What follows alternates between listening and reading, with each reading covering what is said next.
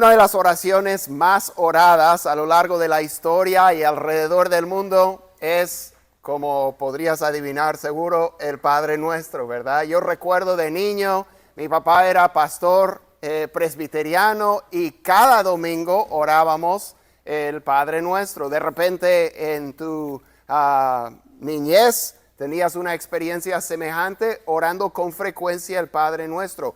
Es la oración modelo. El Señor Jesús nos enseñó a orar así. Está bien orar, ¿verdad? Las palabras del Padre Nuestro. En cierto sentido, nos dio como modelo de cómo orar. Oren de esta manera, ¿verdad? Es muy breve el Padre Nuestro. Tiene pocos movimientos, es muy simple. Y eso realmente resalta la importancia de cada cosa que menciona el Señor, ¿verdad?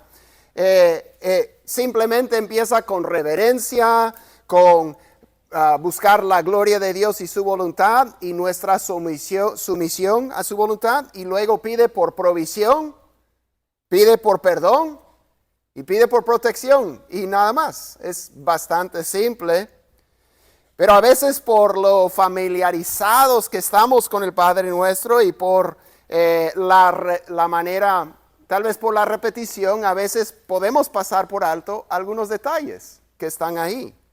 Y uno de esos detalles es el de la petición del perdón. Dice en el versículo 12 de Mateo, capítulo 6, dice, perdónanos nuestras deudas. En Lucas dice pecados. Es lo que es la idea, ¿verdad? Perdónanos nuestras deudas, como también nosotros hemos perdonado a nuestros deudores. A veces nos enfocamos en la primera parte, perdónanos nuestros pecados, pero la oración de Jesús dice, perdónanos así como nosotros hemos perdonado a otros. Y tal vez decimos, ay, no sé si me gusta que Dios me perdone como yo perdono a otros. Esa es la idea. Jesús continúa en los versículos 14 y 15. Solo hay un detalle del Padre Nuestro del cual Jesús expande. Y es esa petición del perdón. Y Él dice, porque si ustedes perdonan a los hombres sus transgresiones, también su Padre Celestial les perdonará a ustedes. Pero si no perdonan a los hombres, tampoco su Padre les perdonará a ustedes sus transgresiones. ¿Qué quiere decir Jesús con esto? Claro, ¿y qué es lo que no quiere decir con esto? Nosotros hemos tomado las últimas 4 semanas para entender el perdón de Dios. Hemos estado mirando Romanos del 1 al 5, entendiendo cómo es que Dios perdona a pecadores culpables. ¿Y cómo podemos nosotros saber con seguridad que Dios nos perdona a nosotros, que somos pecadores culpables, y que Dios nos perdonará en el último día? Vimos brevemente, ¿verdad?, que todos somos pecadores, todos. Dios envió a Cristo para pagar el precio del pecado de los pecadores. Y ahora todo el que cree en Cristo de corazón y en su sacrificio, Dios le declara justo, perdonado, no culpable. Aunque sí está culpable, le dice no culpable. ¿Sí? Y vimos la semana pasada que esa salvación es segura para toda la eternidad, porque no depende de nosotros, sino depende de Cristo, ¿verdad? Hoy queremos hablar, y habíamos planeado la serie de 5 semanas para terminar en la última semana para ver cómo es o cuál es una manera en la que recibir esta gracia de Dios transforma nuestro corazón. La serie se llama Entendiendo el Perdón. Mayormente nos hemos enfocado en el perdón de Dios, pero también mientras estamos hablando del perdón, conviene decir, ¿y qué tal nosotros y nuestro perdón de otras personas? Entonces habíamos planeado esta última semana, no de Romanos, pero sobre el tema del perdón como clausura a la serie. Y vamos a ver hoy que si vamos a ver hoy que habiendo sido perdonados, nosotros perdonamos. Habiendo sido perdonados, nosotros perdonamos. Vamos a ir a otro pasaje en Mateo, donde Jesús habla del perdón. Es el pasaje más extendido, donde Jesús trata el tema, y empieza en el versículo 21. Y el contexto de lo que Jesús va a decir lo vamos a ver en el mismo pasaje, entonces vamos a entrar nomás. Los primeros 2 versículos nos van a dar el contexto de lo demás que va a compartir Jesús. Entonces dice Mateo 18, empezando en el versículo 21. Entonces, acercándose, Pedro preguntó a Jesús: Señor, ¿cuántas veces pecará mi hermano contra mí que yo haya de perdonarlo? ¿Hasta 7 veces? Si no me equivoco, los judíos y los rabinos de ese tiempo decían 3. Entonces 7 era muy generoso. Y Jesús le contestó: no te digo hasta 7 veces, sino hasta 70 veces 7. Dice: por eso el reino de los cielos puede compararse a cierto rey que quiso ajustar cuentas con sus siervos. Al comenzar a ajustarlas, le fue presentado uno que le debía 10,000 talentos, que son 216 toneladas de plata. Pero no teniendo él con qué pagar, su señor ordenó que lo vendieran junto con su mujer e hijos y todo cuanto poseía, y así pagara la deuda. Entonces el siervo cayó postrado ante él, diciendo: tenga paciencia conmigo, y todo se lo pagaré. Y el señor de aquel siervo tuvo compasión, lo soltó y le perdonó la deuda. Pero al salir aquel siervo encontró a uno de sus consiervos que le debía 100 denarios. Y echándole mano, lo ahogaba, diciendo: paga lo que debes. Entonces su consiervo, cayendo a sus pies, le suplicaba: ten paciencia conmigo y te pagaré. Sin embargo, él no quiso, sino que fue y lo echó en la cárcel hasta que pagara lo que debía. Así que cuando sus consiervos vieron lo que había pasado, se entristecieron mucho. Y fueron y contaron a su señor todo lo que había sucedido. Entonces, llamando al siervo, su señor le dijo: siervo malvado, te perdoné toda aquella deuda porque me suplicaste. ¿No deberías tú también haberte compadecido de tu consiervo, así como yo me compadecí de ti? Y enfurecido su señor, lo entregó a los verdugos hasta que pagara todo lo que le debía. Así también mi Padre Celestial hará con ustedes si no perdonan de corazón cada uno a su hermano. Vamos a pedir que el Señor nos ayude. Señor, gracias nuevamente por la oportunidad de dar continuidad a la serie y de estudiar un poco el perdón. Señor, creo que tú eres el primero que sabes lo difícil que puede ser y lo complicado, y pedimos que nos ayudes. Pedimos, Señor, que tú produzcas en nosotros, por medio de tu Espíritu y tu palabra, lo que nos pides, y que podamos nosotros, habiendo sido perdonados, perdonar. Gracias, Señor, en el nombre de Jesús. Amén.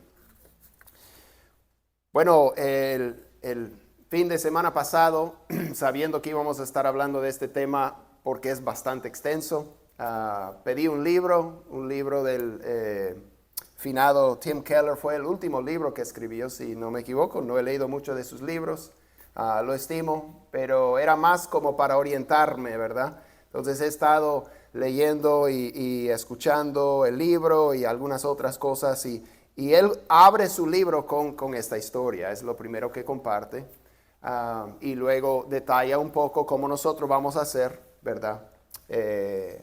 Lo que está ocurriendo ahí. Hay muchas preguntas sobre el perdón. Sin lugar a dudas, no las vamos a contestar todas hoy día, ¿no? Pero vamos a procurar entender lo que podemos y hablar de lo que el Señor permite para que podamos ir trabajando en esto.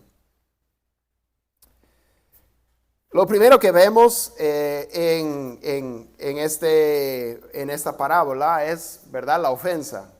Esta persona es una parábola que está compartiendo Jesús, entonces él quiere ilustrar un principio. Hay una cosa que él quiere decir y usa la parábola, que es como una historia que va a comunicar cierta verdad de una manera muy gráfica, de una manera con imágenes y personajes para que podamos captar, ¿no? Entonces, en esta parábola, el siervo debe a su señor 10,000 talentos. Talento era más o menos el ingreso anual de un trabajador. El ingreso anual de un trabajador. Entonces, si el trabajador pudiera trabajar 10,000 años, podría ganar 10,000 talentos. En el mundo de hoy, si le queremos poner no sé qué salario anual le queramos poner, no importa porque va a resultar en un precio impagable. Si le ponemos $40,000, eso resulta, si no me equivoco, en $400 millones, que es más que el Producto Nacional Bruto del 80% de los países del mundo. O sea, es una deuda impagable. No hay manera de pagar la deuda. Eso es lo que Jesús quiere comunicar. Luego vemos la petición. El siervo le dice, tenga paciencia conmigo y todo se lo pagaré. Está mostrando sinceridad, al parecer. El Señor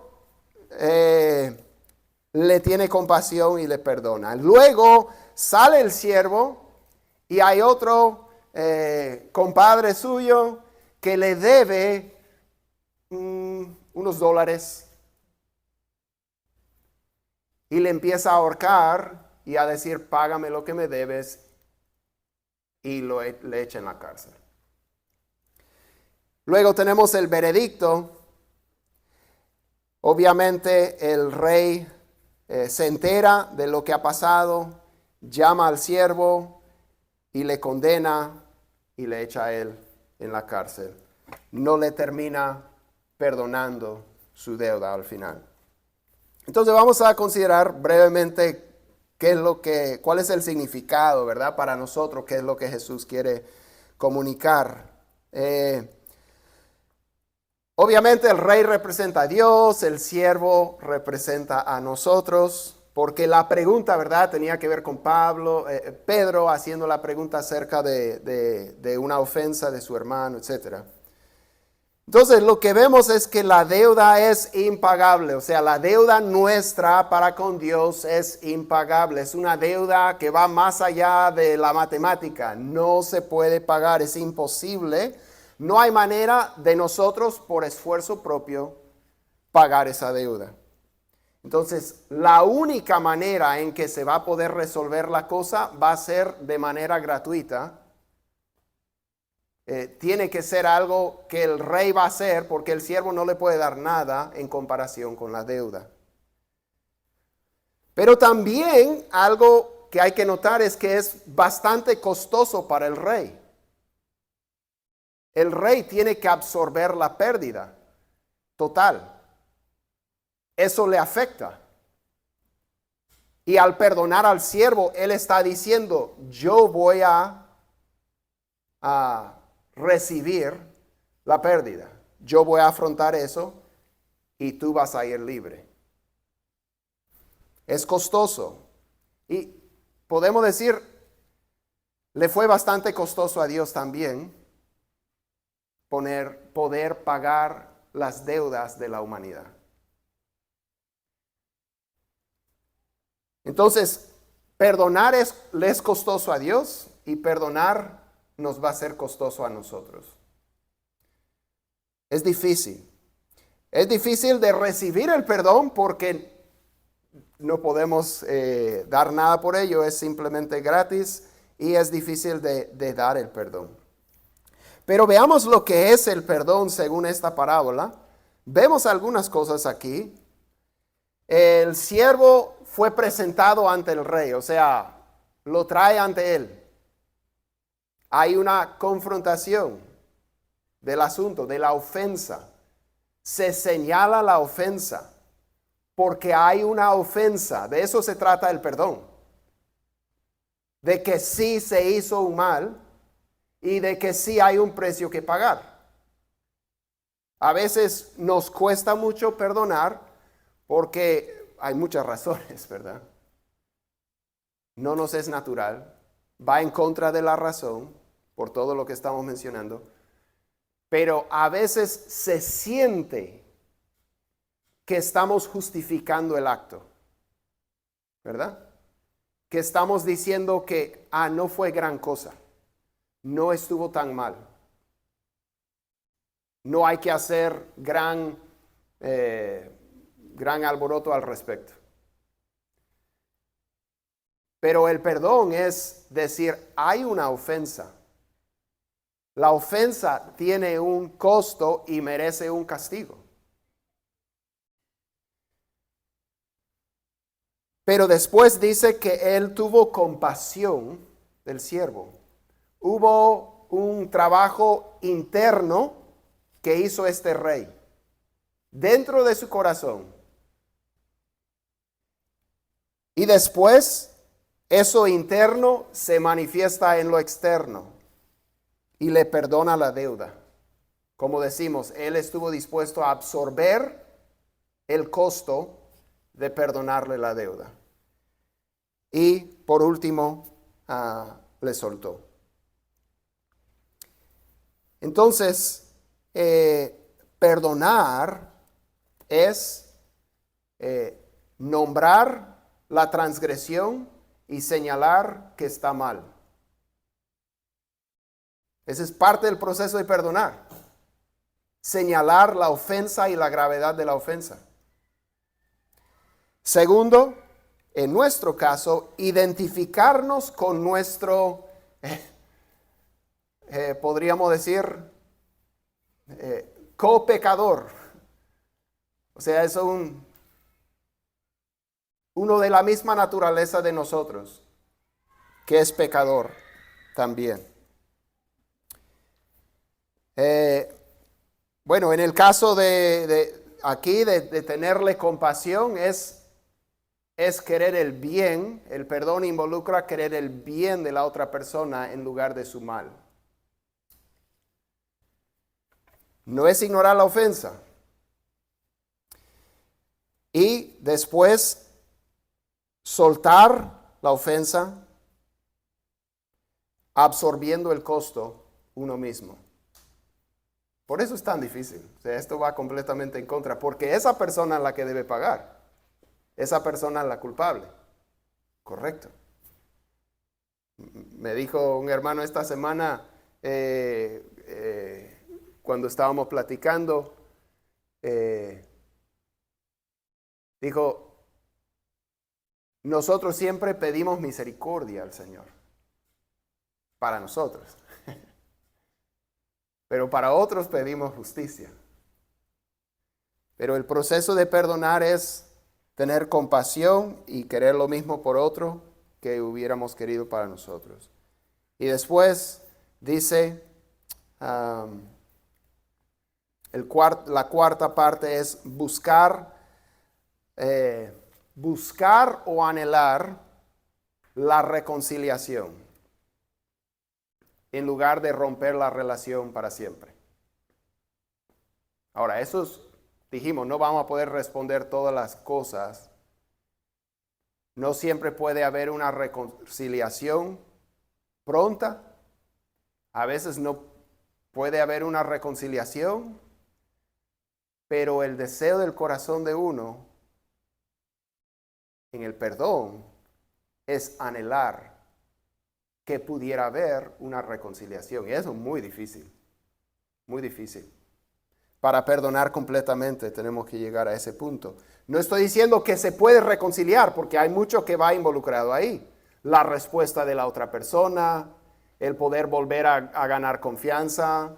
A veces hay situaciones donde las cosas jamás podrán volver como estaban antes, etc.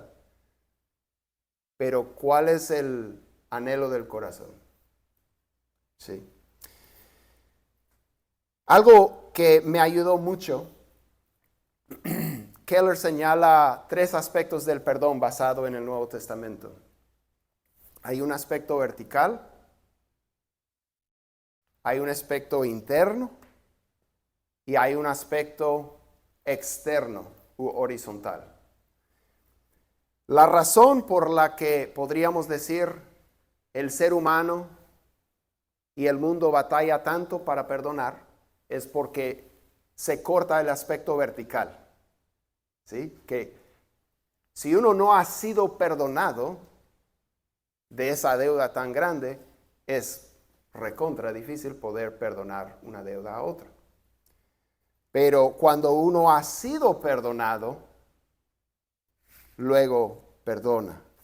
Es lo que Jesús nos enseña aquí, nos enseña en el Padre Nuestro. ¿Qué es lo que pasó aquí?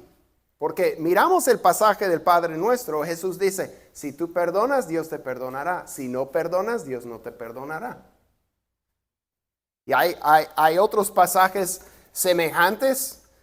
Por ejemplo, en Lucas 6, Cristo dice, perdonen y serán perdonados. Dice, no juzguen o serán juzgados. Y muchas cosas semejantes. Sean misericordiosos. Santiago dice que los que muestran misericordia encontrarán misericordia en el juicio. Y el que no ha mostrado misericordia no va a encontrar misericordia en el juicio. O sea, está por todo el Nuevo Testamento. Pero ¿qué es lo que está diciendo? ¿Nosotros ganamos el perdón de Dios perdonando a otros?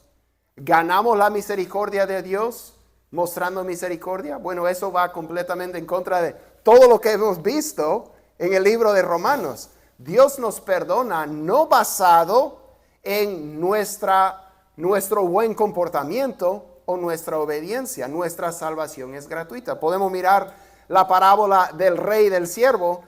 El rey no le perdonó al siervo porque sí trabajó duro para poder darle $5 o algo así. No, fue un regalo completo, ¿verdad? Entonces, no es que nosotros vamos a ganar o merecer el perdón de Dios con perdonar. Pero igual en la parábola nos ilustra lo que Jesús nos está diciendo en el Padre Nuestro y explicando al final.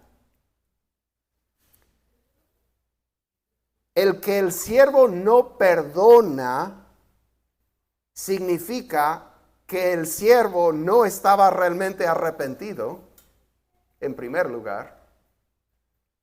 Y también muestra lo poco que ha penetrado su corazón la gracia y misericordia de su Señor. ¿Sí me explico? Él quiere recibir el beneficio de ese perdón, pero no es algo que penetra o transforma su corazón. Aplicándolo a la salvación, lo que Jesús nos dice en muchos lugares a través de estas declaraciones es que el que no perdona no ha sido perdonado. El que no perdona no ha entendido ni abrazado el perdón de Dios a través del Señor Jesucristo. Yo mismo quiero como categorizar eso y decir, excepto en este caso, excepto en el otro caso, salvo, pero Jesús no da excepciones. Él dice, si no perdonan, el Padre no los va a perdonar. O sea, categóricamente Él dice, los que no perdonan no son y no serán perdonados. Porque cuando una persona recibe y abraza y deja penetrar, ¿verdad? No de manera superficial, pero recibe, deja arraigar la palabra y la gracia de Dios en su corazón, esa gracia le transforma. Viene a ser una nueva criatura. Cristo dice, el buen árbol produce buen fruto, pero el árbol malo produce fruto malo. El buen árbol no puede producir fruto malo y el mal árbol no puede producir fruto bueno. Cuando nosotros le escuchamos a Jesús decir eso, decimos, entonces Él quiere decir que tengo que producir fruto bueno. No, Él dice que si eres mal árbol, no puedes. Necesitas convertirte en buen árbol. ¿Cómo vas a lograr eso? Solo a través de la gracia salvadora del Señor. Él te tiene que hacer nueva criatura. Te tiene que sacar tu corazón de piedra, poner un corazón de carne, poner su espíritu dentro de ti, escribir sus leyes y mandamientos sobre tu mente, sobre tu corazón. Te transforma. Y ahora eres nuevo árbol. ¿Y qué fruto produce el buen árbol que Dios ha sembrado por su espíritu? Bueno, ahí dice, el fruto del espíritu es amor, gozo. Claro, seguimos habitando en esta carne. Hay lucha, nos cuesta, batallamos, etc.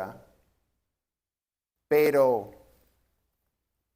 Cristo dice, el buen árbol va a producir buen fruto. Los perdonados van a perdonar.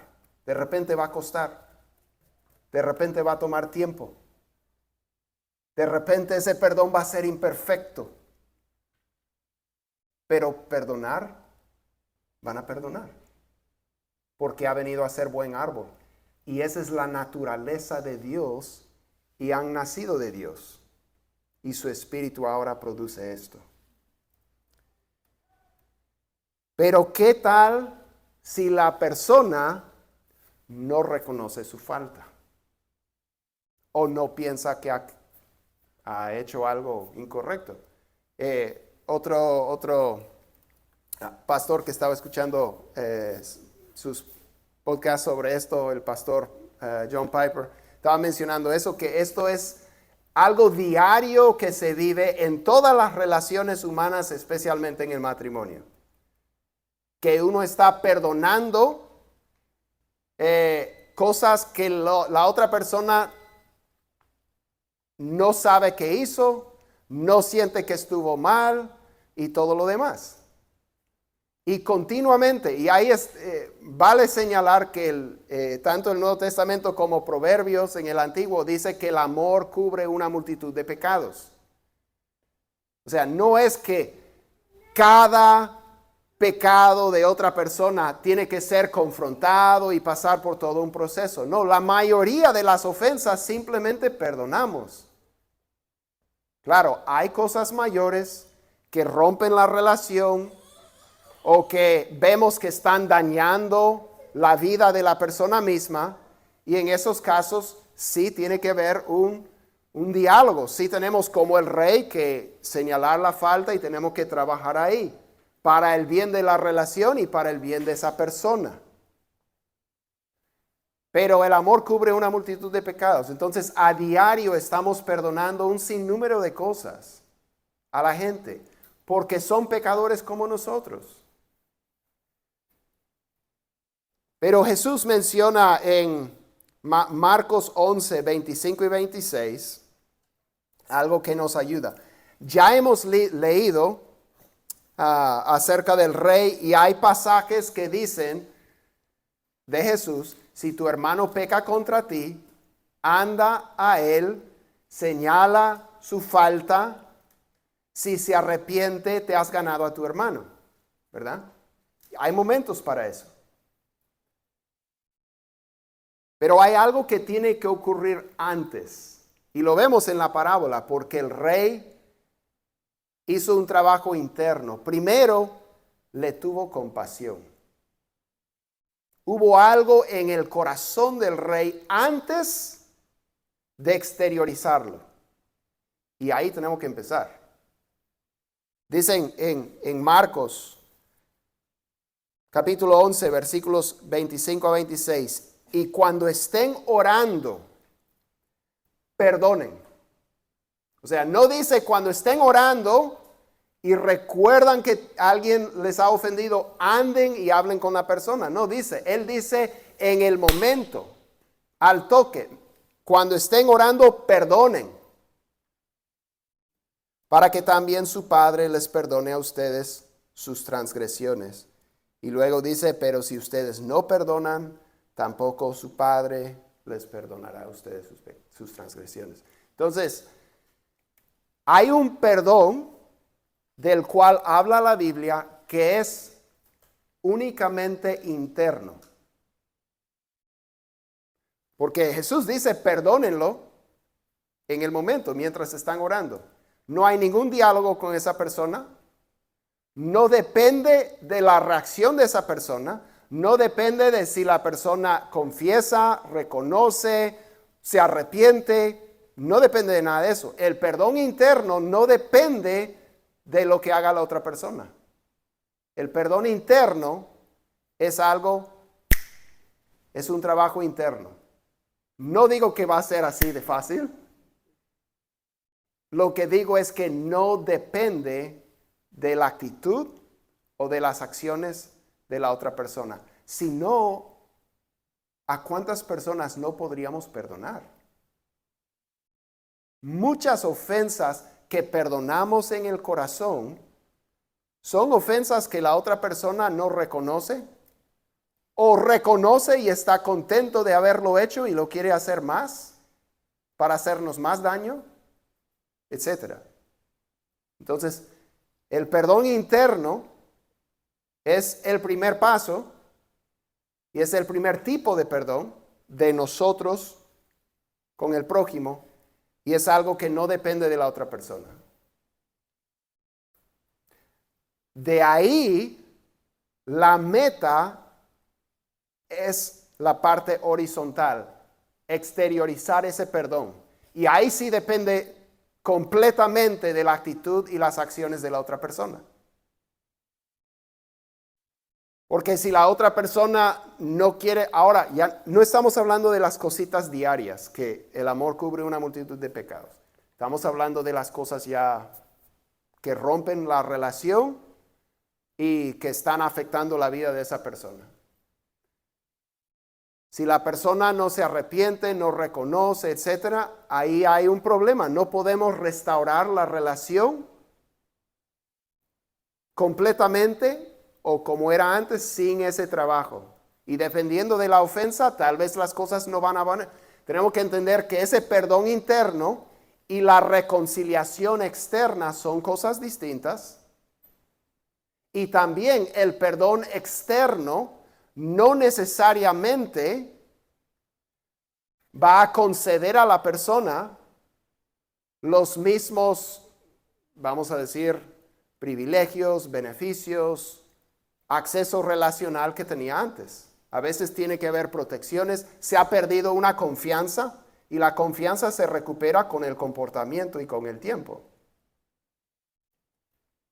Pero me encanta esa parte que me señalaron estos pastores basado en el Nuevo Testamento, que el deseo de nuestro corazón tiene que ser esa reconciliación futura. Aunque sea imposible, nuestro anhelo es eso. Y cuando es posible, lo procuramos. Bien.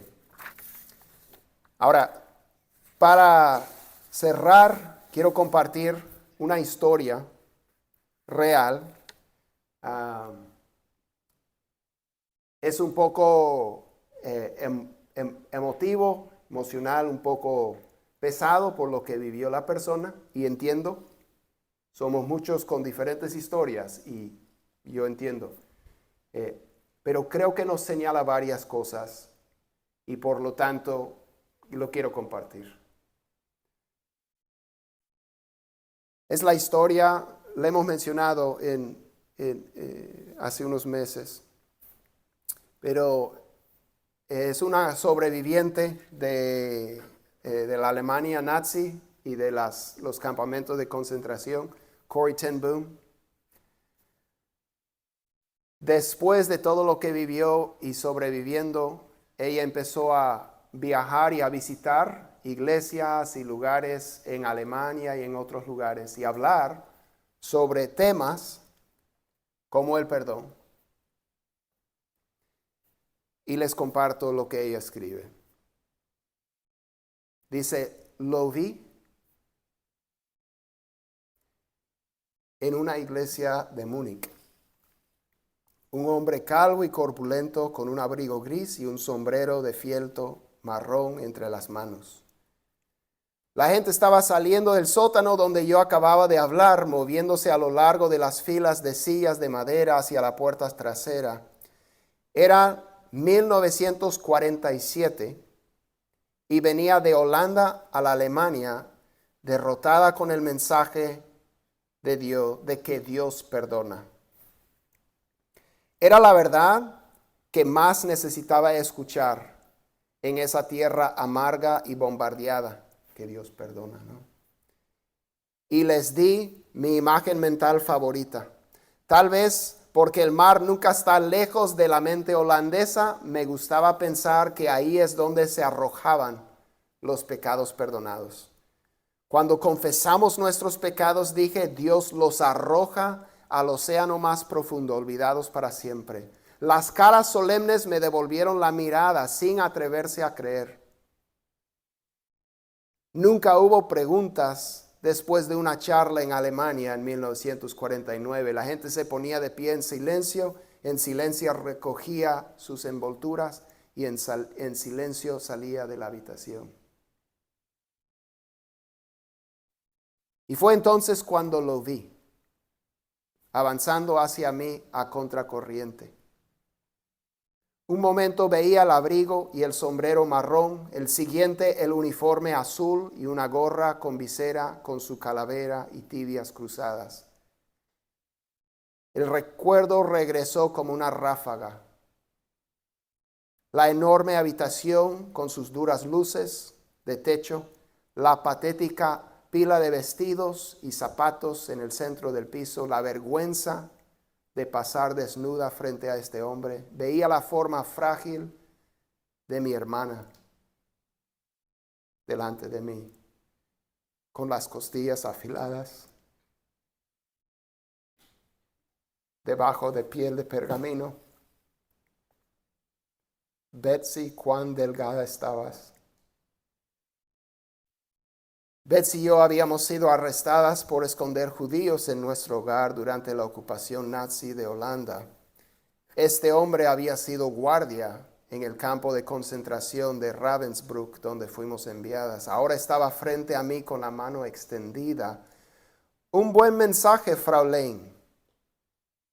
Qué bueno es saber que, como dices, todos nuestros pecados están en el fondo del mar. Y yo, que había hablado con tanta facilidad del perdón, hurgué en mi cartera en lugar de tomar esa mano. Él no me recordaría, por supuesto. ¿Cómo podía recordar a una prisionera entre esas miles de mujeres? Pero me acordé de él y de la fusta militar de cuero que colgaba de su cinturón. Estaba cara a cara con uno de mis captores y mi sangre parecía congelarse. Mencionaste a Ravensbrück en tu charla, dijo. Yo era un guardia allí. No, él no me recordaba. Pero desde entonces, continuó, me he convertido en cristiano. Sé que Dios me ha perdonado por las cosas crueles que hice allí, pero me gustaría escucharlo de tus labios también. Fraulein, otra vez salió la mano. ¿Me perdonarás? Y me quedé allí. Yo, cuyos pecados habían sido una y otra vez perdonados y no podía perdonar. Betsy había muerto en ese lugar. ¿Podría él borrar la muerte lenta y terrible de ella simplemente con preguntar? No pudieron haber pasado muchos segundos desde que se paró allí con la mano extendida, pero a mí me parecieron horas. mientras luchaba con lo más difícil que había tenido que hacer en mi vida, porque tenía que hacerlo. Lo sabía. El mensaje que Dios perdona tiene una condición previa, que perdonemos a quienes nos han herido. Si no perdonan a los hombres sus ofensas, dice Jesús, tampoco su Padre que está en los cielos perdonará las de ustedes. Lo sabía, no solo como mandamiento de Dios, sino como una experiencia diaria. Desde el final de la guerra había tenido un hogar en Holanda para las víctimas de la brutalidad nazi. Aquellos que fueron capaces de perdonar a sus antiguos enemigos también pudieron regresar al mundo exterior y reconstruir sus vidas, sin importar las cicatrices físicas. Aquellos que alimentaban su amargura permanecieron inválidos.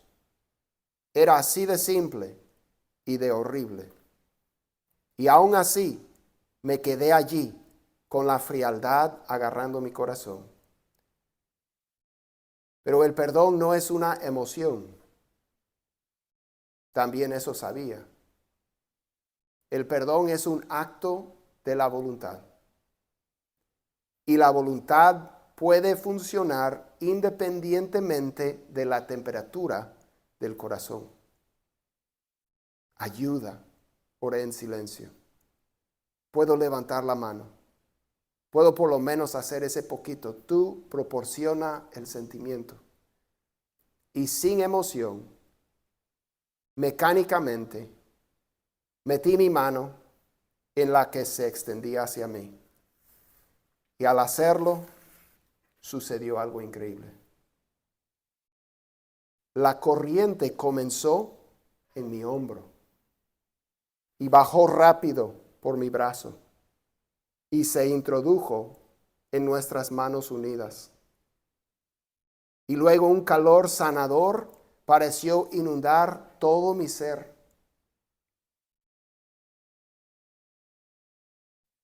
Llenando mis ojos de lágrimas. Te perdono, hermano. Lloré con todo mi corazón.